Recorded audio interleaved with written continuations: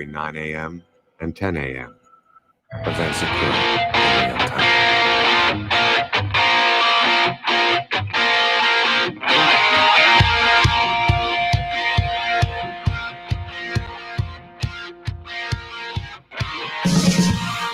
Good morning, everyone. Happy Festivus. Sorry we were a little bit late. I was in the crawl space getting the pole, so it was a little difficult to navigate through all that. I had to get ready for tonight's events later today.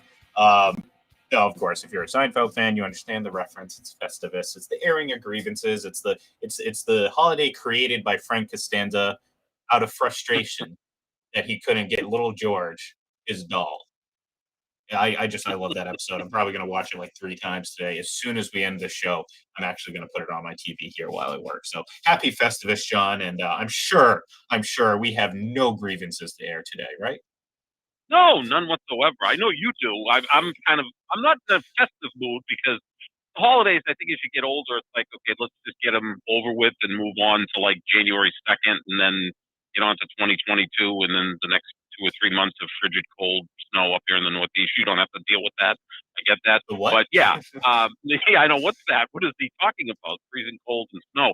You know what's interesting? I went back because I have a lot of spare time sometimes, or I have no life, one or the other or both. And I looked on Wikipedia because Seinfeld's one of the few shows where you can go back to every single episode and go on Wikipedia and just like reading the plot of Festivus is longer than the episode. Yeah. It took me like 22 minutes to read the plot, and I was like, because that's the beauty of the show, right? Is that there's 9 million things going on at once. That's what makes that show the best ever. That you almost forget that. Oh yeah, that was the scene that was in that episode that I forgot about. So yeah, I might be right with you today and make sure I brush up on Festivus later on. Well, that episode is great because obviously people think of Festivus and everything like that, but this is also the human fund. George trying to weasel out of giving out gifts by giving out a fake, fake card, which again I think it's hilarious and his character to a T. And one of the best conversations was when Kruger Kruger gave George a check for $20,000 and him and Jerry were talking about it, and George said something about maybe I can give back, and Jerry was like, why don't you start by giving back that check? I get a kick out of it every time because again it's just all the interconnected storylines from this obviously Kruger coming to the house, Kramer going off strike and working at the bagel place, and Elaine giving out a fake number, and of course until you pin me, George, Festivus is not over. Yes, of course, Frank Costanza giving us the tale of Festivus and how it came to be. So, great episode, great part of the season, and I like celebrating it every single year. Yeah, and that was in its final season, right? Season 9. Yep. One of the last episodes too. Yeah, I mean, when people say, "Well, the show lost its fastball in last year," I'm like, nah, no, it really didn't.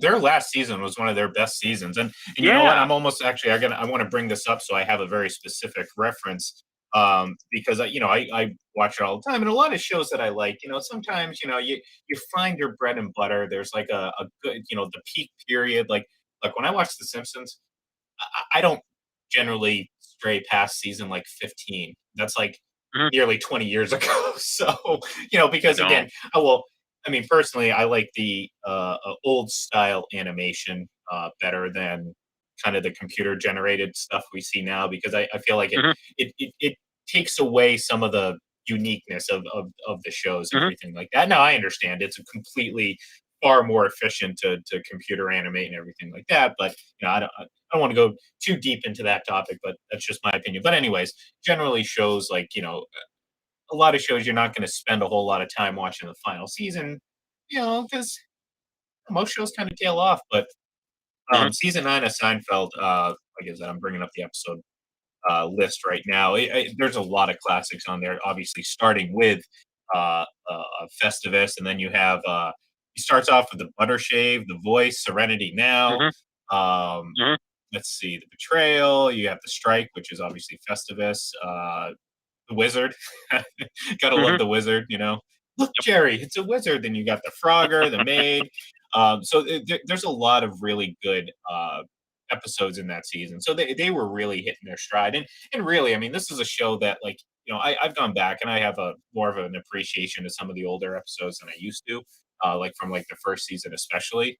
But this is a Mhm. show that really hit its stride second and third season, with some of the episodes, and it was just really kind of a nonstop run until the very end. So yeah, so that's why we celebrate Festivus today. Thank you, Frank Costanza, and obviously, rest in peace, Jerry Stiller. I think this might be his first. I think didn't he pass at the end of last year.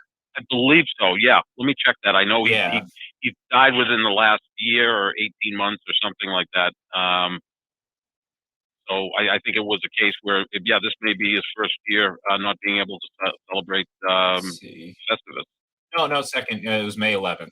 May 11th. May last 11th year. of 2020. Yeah. Okay. So Yeah. which again, he was. I think he was 93. Looks like quick math there on Yeah. top of my head. So Yeah.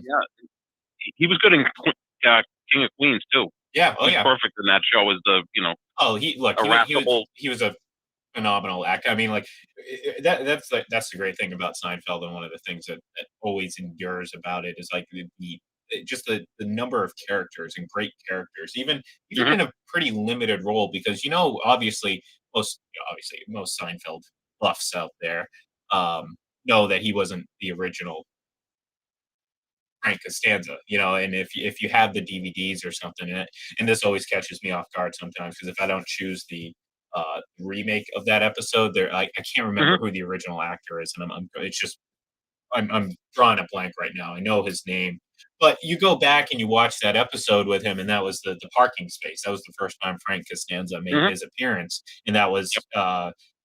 Estelle and her friends were sitting around playing whatever the hell that game was. That's a little bit too old. Canasta.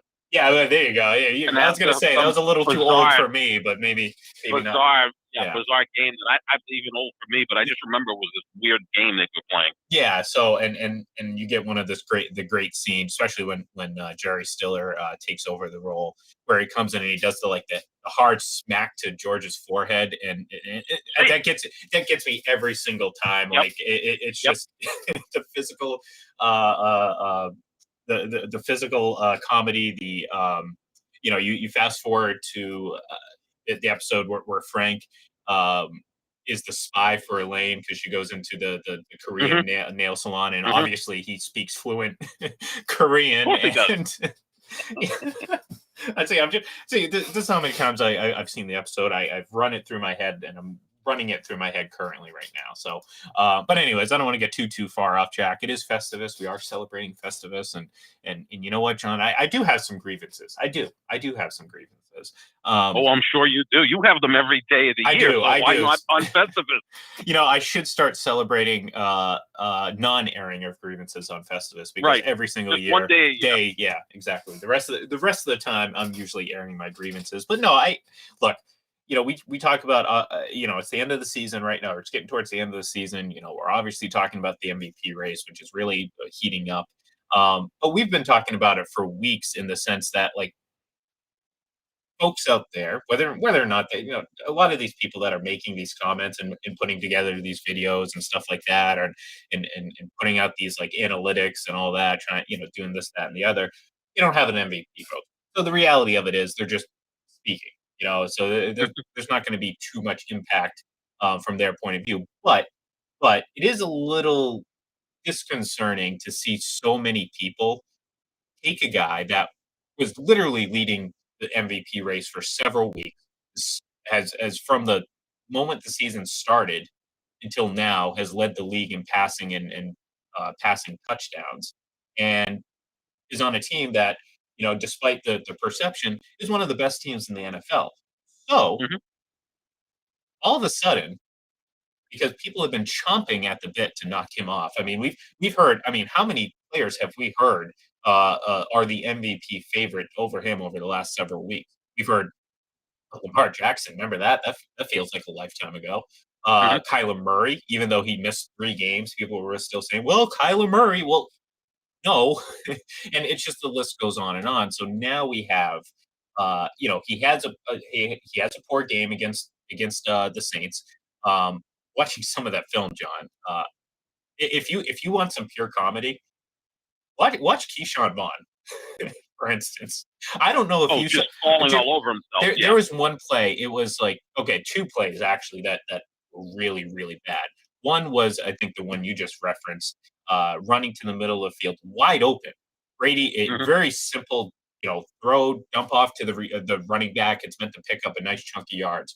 As he turns, he literally trips over his own feet and lands on the Yeah. ground. No one around him. You could see Brady's shoulders just slouch after that, like on the play on the all 22. And then, of course, the drop, which someone described it as, this is the type of throw you throw your kid when you're trying to teach him how to catch a football. And by that, they meant it was so easy of a catch, such a soft pass for him to catch. We saw Brady kind of just lob it to him, like, here you go. And he still dropped it. So, you know, obviously, at the end of the day, you don't put it up any points. You turn the ball over twice. You can't say that was a good game. I can sit there and say that, he was the best offensive player, but in a game you lose 9-0, your best offensive player, it's not something to write home about. But the fact of the matter is, at best, Aaron Rodgers matched his performance against New Orleans. So this idea that all of a sudden that, right now, this in the moment knee jerk reaction is going to plummet Brady out of the race, it's just absurd at this point. Like, I think we both agree realistically the race is down to two guys, and not Aaron Rodgers and Jonathan Taylor as someone posted today, or someone said Cooper Kupp, and I'm just like, again, I appreciate I what don't they're get doing. It's just Yeah. it's silly because a lot of this is motivated by just being tired I, of I, Brady. I would listen more to T.J. Watt than Jonathan Taylor and Cooper Kupp, because the Steelers are 7-4-1 when he plays, 0-2 when he doesn't play. And again, whatever. Mhm. But I mean, he's been just totally destructive this year, right? He leads the league in sacks, yards for loss, forced fumbles, recovered fumbles. Like, if there was a triple crown for outside linebackers, he'd win it, right? Mhm. So I mean, I can listen to that more. No, to me, it's the two quarterbacks, and it has been for the last month. Because, okay, Brady had the bad game against New Orleans, Rodgers had the bad game against New Orleans. Those are usually one-offs with these guys, right? Like, other quarterbacks will have multiple bad games, including Patrick Mahomes, Yeah. who, outside of the Raiders, has struggled throughout the season at key times. So yeah, it's the two quarterbacks. But I equate this a little bit into kind of like a presidential primary, where Brady's been the front runner. He's leading all the polls, and he kind of had a bad debate, right? So now the polls change a little bit, and there might be the Amy Klobuchar, who was in the debate, who did really well, and all of a sudden people saying, well, maybe she's going to come up the polls, and then everybody kind of get their senses. Yeah, but this would be on the heels of having a great debate, because I mean, again, it feels like it almost feels like it was months ago, but it was a week and a half ago that Tom Brady helped beat the Colts in an overtime thriller in a game where he was phenomenal. Right. And all of a sudden, again, people want to thrust the guy, the running back in that situation, into the race, and then, of course, knock Brady completely out. So yeah, I that definitely makes a lot of sense, because, again, I mean, it's at the end of the day, you're right. I mean, these great quarterbacks, they're entitled to bad games. You just don't get them a lot from Rodgers and Brady. And no. Brady, like I mentioned the other day, I don't have the exact number, but he leads the league in games of being graded over 80. So between the number of again, how much stock you put into these numbers, that's on you. I know they're valuable when it comes to this debate and this award, so that's why I'm putting some stock into them. But if you look at their QBRs, for instance, and I think if you're going to choose one or the other, QBR or passer rating, QBR is obviously the more contextual. I'm a big passer rating guy. Well, passer rating so fundamentally flawed, and I can just tell you right now, because it doesn't hurt quarterbacks when they get sacked. You know what I mean? Like, right. It's a very raw, X plus Y equals Z type of formula, whereas at least QBR tries to. I mean, they're both imperfect. I mean, we understand that. All There's of these times things where, are like, just, they're all imperfect. I just think that passer rating is very Well, outdated. And look, I mean, it benefits Aaron Rodgers because he doesn't throw a lot of interceptions, but he takes a lot of sacks, and that doesn't hurt him. but what's better though? Isn't a sack better than an interception in the grand scheme of things? Not necessarily. I mean, it an depends. 8-yard loss is better than handing the ball over. Well, I mean, it depends on where you're hitting the ball over. Again, I mean, that's the thing. Like, we don't know. Like, if you huck a ball down the field and it gets picked off at the 10-yard line on a 3rd and long, I don't care about that. But if you're, 3rd and 5 within field goal range and you take a 7-yard sack, well, guess what? Agree. That's a lot no, I tougher. agree with that. So, but now we have to go through every single. This is what PFF does, right? They go through every single play to analyze. I mean, yes plus and no. plays, I mean, minus sure. plays.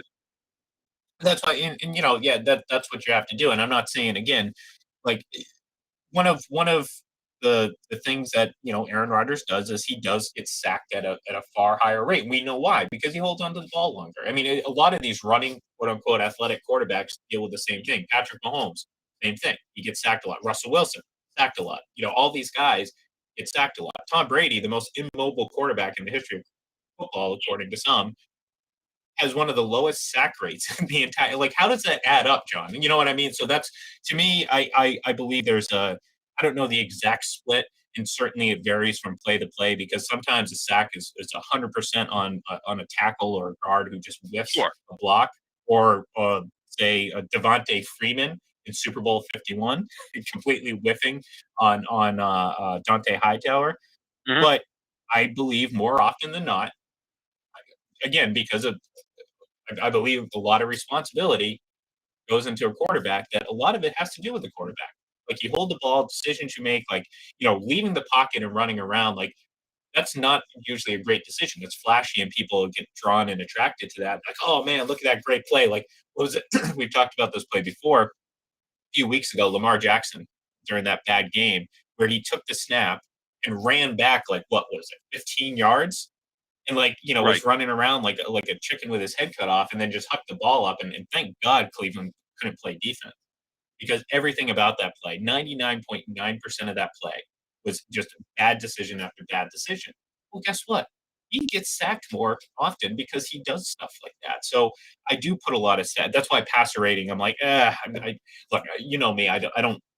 There's not one number that I generally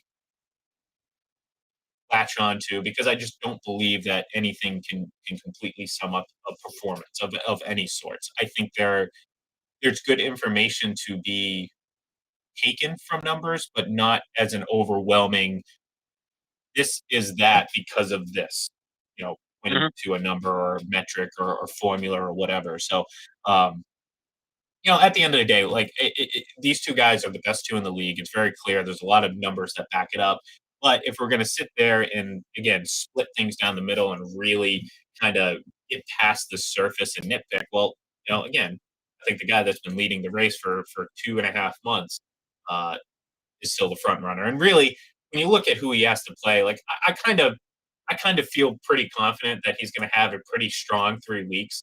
In which case, John, if you're a voter, if you're sitting there looking at it and you see, all these great numbers, and then you see a guy throw 45, 46 touchdowns over 5,000 yards, it's going to be hard not to give him the nod. And again, this isn't 5,000 yards and 30 touchdowns and going 7-9. This is 5,000 yards, nearly 50 touchdowns, and having 4 losses, going 13-4. Like, that's an MVP season, and it shouldn't be much. Of course it is. I think both guys are deserving of the MVP. I mean, that's probably not the best thing to do when we're doing a show, pick a side and fight about it. But they're both deserving of MVP. And it may be, I mean, they're very close. Even in the betting parlors, they're very close. But it might be Rodgers to lose at this point, only because he's got 2 standalone games coming up. He's got Christmas Day against Cleveland, which is going to get a huge audience. Not that the 30 million people that watch it are voting, but the voters will be watching. And then you have the following week, they've got a Sunday night game against Minnesota. So if he has 2 huge games, he may build himself enough of a lead that he's going to win it.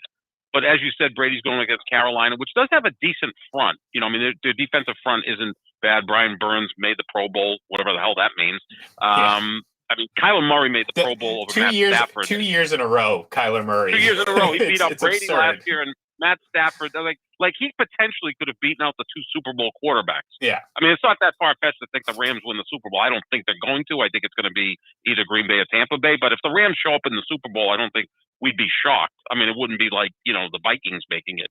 But, yeah, I mean, he beat out Matt Stafford for the Pro Bowl. I'm like, how the hell did that happen? Because he missed 3 games, and they went 2-1 without him. And the 3 games he came back, they're 1-2. And now we're hearing about he's really not a leader, that he's, his body language isn't good. Because it's a popularity contest. Well, the kids, again, part of the voting for Pro Bowl is fans. The kids love Kyler Murray. Like, they love Patrick Mahomes. I don't think the kids really like Tom Brady or Aaron Rodgers. No. Because those guys play a different style of game. They may like Rodgers because he's, he'll throw some cool passes and he can move a little bit. Like, I remember I gave my nephew's 11, and he loves Patrick Mahomes, like every 11-year-old kid. I gave him a Patrick Mahomes T-shirt at his birthday party, and he loved it. He was all excited. Steph Curry's his favorite basketball player. And all the old dudes are there like, why didn't you get him a Brady shirt? And I'm like, 11-year-olds don't really like Tom Brady, or they don't get him, right? Yeah, like, or they don't really know him. They don't know him. Yeah. Or, I mean, or if you're 11 watching football, you're not going to appreciate Brady and Rodgers. Like, you're not going to sit there at 11 years old, unless you're an 11-year-old Bill Belichick, who's watching games back in 1963, breaking down Johnny Unitas. Like, but unless you're if you're a normal 11-year-old, you're probably looking at the screen and saying, "Wow, look at Mahomes, he's cool. Look at Kyler Murray, he's cool." Like, who's this guy with gray in his beard? Yeah. And who's this other dude that apparently my father? Right. So they're not going to appreciate. That's like the kids love Steph Curry and Trae Young more than LeBron. Yeah. LeBron, Brady, Rodgers, those guys, they play more of an intellectual game at this point. Well, and also, I mean, you're 11 years old, Brady played. If you're 11 years old, Brady was in the league for 11 years prior to you being born. So, again, it's a matter of generation. Age. Yeah, which is fun. He's almost a granddad's age. Well, and here's the thing though, that's one of the issues is that type of mentality is fine for kids, but it's starting to seep into actual media. Maybe folks that are 20 to 25 who it doesn't seem like they're that young, but even if you're 20 years old, again, a significant portion of Brady's career had been played while you were not, assuming you're not, again, like you said, a phenom like Bill Belichick, you just weren't able to comprehend or understand. So I understand why, you're going to sit there and maybe say, oh, this was always this, or the people that compare, Tom Brady's touchdowns in his first 20 games to Mahomes. And it's like, guys, come on. I mean, it's so easy just to put a little context in all of this. So, but at the end of the day, I have friends that are 30. Yeah. Who are now married with kids, a house, a mortgage, a good job. They're 30, 31 years old. Sorry. I feel bad for them. I know. Imagine that. I think classify me as one of their friends. They were 9 when he won his first Super Bowl. So it's like you've grown up with this guy. You mentioned The Simpsons, right? How long has The Simpsons been on TV for? 1989. 30. Okay, so 33 years. Like The Simpsons. Tom Brady, if he was a TV show, would be what The Simpsons is, just in terms of being on forever and still being great. I mean, maybe it's not as great now as it was, 10 years ago or 20 years ago. Well, but you get my point, though, right? Yeah, I was going to say, even Tom's outlived that. It's like, what's a show that was great for 20 years? Right. Like Gunsmoke or something. I don't know. But whereas, Seinfeld is Michael Jordan. Right? Yeah. It was 9 years. And oh my God. But Jordan also, I mean, Jordan was great the moment he stepped on the court, but he didn't start winning until his 7th or 8th year. But that 8-year period where he won 6 championships, and then just a year, that's Seinfeld. It was just oh my God, this is just something we've never seen. It's better than everything else. Yeah, and Joel brings up a great point. Tom Brady has been on longer than most TV shows. Certainly longer than that 80s show. Remember that one? Yeah. Oh, what a horrible idea that was. But yeah, it's so I guess my overall grievance is just how this is covered, because at the end of the day, I don't think that voters are going to have as much of a look at me type of reaction to this race. I mean, you're going to get a few of them that are probably going to vote, in that mentality. But based on some of the conversations I've had, John, let's just put it that way. It seems like there's more of a bigger picture view of all this. You know what I Of mean? course. Like you Right. can't like people say like, oh well, that happened in the well, no, it matters. Like the first week matters. I mean, again, Tom from the get go was really great. And like honestly, I don't know if I could I don't think he's had a like I said, I mean, I'm not gonna sit there and say he had a good game against the Saints. When you get shut out 9-0, I don't care what the circumstances are. You're not, that's not a game that's gonna go on your highlight reel film. But I can also sit there and look at the decision making. And that's the stuff of the type of things that I want to see. I want to look at decision making, I want to look at the circumstances. Well, Tom was throwing the ball really well. And we talked about it the other day. I mean, I don't think I've seen Rob Gronkowski play a game that bad in my life. Like he just looked like he was going through the motions, which that's not Rob Gronkowski. And I'm not No. concerned long term or anything like that. Obviously we've already talked about Keyshawn Vaughn. You lose Chris Godwin early on. Mike Evans obviously doesn't return, and it is what it is. You have to deal with what you got. They didn't put up any points. They deserve to lose the game. He should be, again, he shouldn't be praised for that. But again, if you're going to sit there and say, like I saw, like our favorite, what is it, NFL memes or whatever, it's like, oh, throwing the tablet was his best throw of the night. And I'm like, I mean, again, this is kind of like surface joking because I mean, half their jokes aren't really even that good. But the point being, like, if you actually watch the game, you realize, like, no, he actually was throwing the ball well. Like, when I get concerned is when I don't see him throwing the ball well, which is very rare. There's been Mhm. times, sure, in his career where you sit there and you're like, wow, he's just not throwing the ball. No, this wasn't a case of him not throwing well. So even in his bad game, he wasn't bad.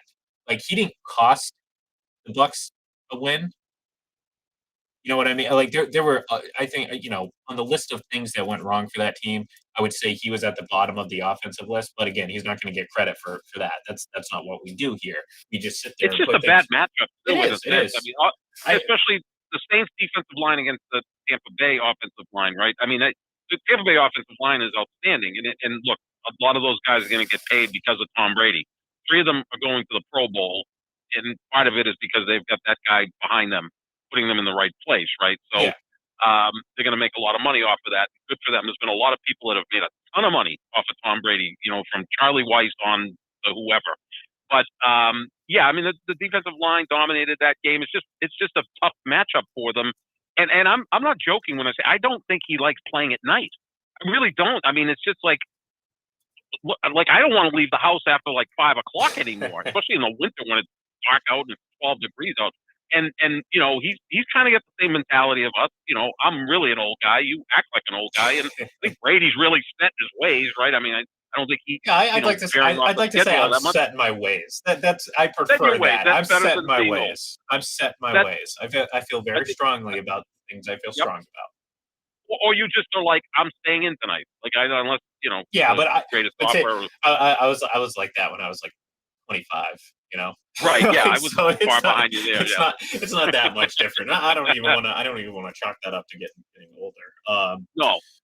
But I think it could just be a case where he just does like night game really like it gets him out of his comfort zone of what he likes to do. Family. It gets him out of his routine. So I No, don't like we always I don't make know. these I don't funny know if things it's up so. I about. don't know if I it's think so he much. could. Well, Look, the but Super here's Bowls at night. He seems to do yeah. I pretty mean, well but in those and too. then it's So like Sunday night football. He's fine, and Monday night football. I think it's just the Saints. It's a bad matchup. I think it is. not just Yeah. for him though. Not just for him. I think the entire Bucks team just tightens up for whatever reason. They just don't play because like again, remember last time they played, Tom was great.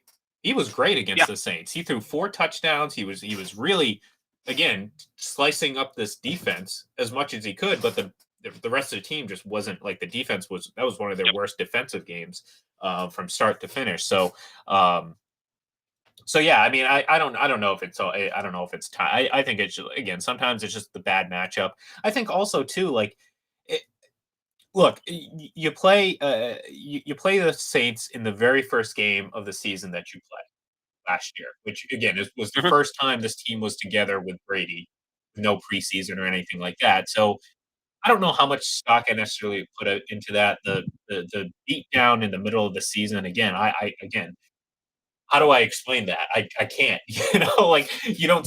There was no trend that indicated that was coming, or there's no trend afterwards that indicated that had any staying power. You know what I mean? So Mhm. sometimes I just chalked it up to like crap happens. You know what I mean? Like Right. Yeah. you can't I mean, it's explain a it, and like I said, it's unfortunate. I equated the Saints to very much like the Dolphins. Got a little pushback because they didn't understand that.